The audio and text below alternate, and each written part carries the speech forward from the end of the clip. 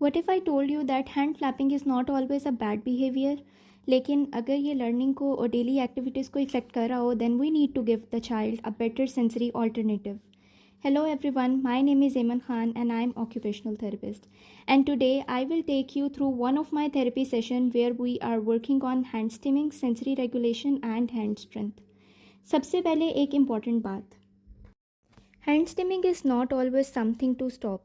बहुत से ऑटिस्टिक बच्चे हैंड फ्लैपिंग यूज़ करते हैं to regulate them self, express excitement या सेंसरी इनपुट को प्रोसेस करने के लिए.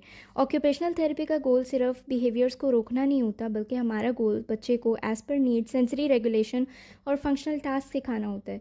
सो let's start with our first activity. ये जो कलरफुल लार्ज सेंसरी बॉल है, इस पर डिफरेंट एनिमल्स बने हुए हैं जो बच्चे को विजुअल अटेंशन को अट्रैक्ट करने के लिए हेल्प आउट करते हैं. Ask your child to squeeze this big ball. Let's squeeze it 10 times together. 1, 2, 3 and so on. Her squeeze के साथ फिंगर और पाम मसल्स एक्टिवेट हो रहे हैं. इससे बच्चे को डीप प्रेशर सेंसरी इनपुट मिलता है जो सेंसरी नर्वस सिस्टम को काम डाउन और रिलैक्स करने में हेल्प आउट होता है. अब जब बच्चा इजीली लार्ज बॉल को स्क्वीज़ कर लेता है then I move to a small squishy ball.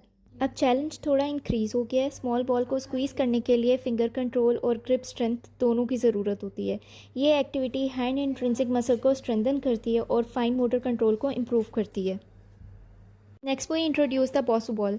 इसके टेक्सचर्स डिफरेंट होते हैं और सेंसरी टेक्सचर्स बच्चे के लिए टेक्टाइल सेंसरी एक्सपीरियंस प्रोवाइड करते हैं. Now encourage your child to do small and slow repetitive squeezing and pressing on the bosu ball. Slow movements body को ऑर्गेनाइज करने और अटेंशन को इम्प्रूव करने में हेल्प आउट करती है. Now let's move on the therapy.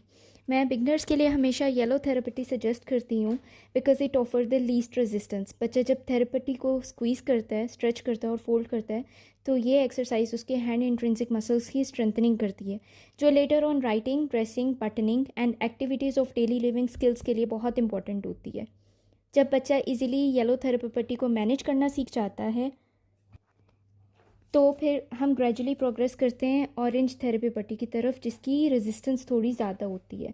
Remember, therapy में हमेशा हम इजी टू डिफ़िकल्ट की तरफ प्रोग्रेस करते हैं.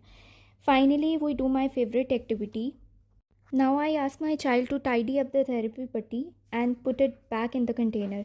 यहाँ एक न्यू टास्क स्टार्ट हो जाता है. Now I am encouraging the child to press the therapy in the container like pushing it activity using thumb.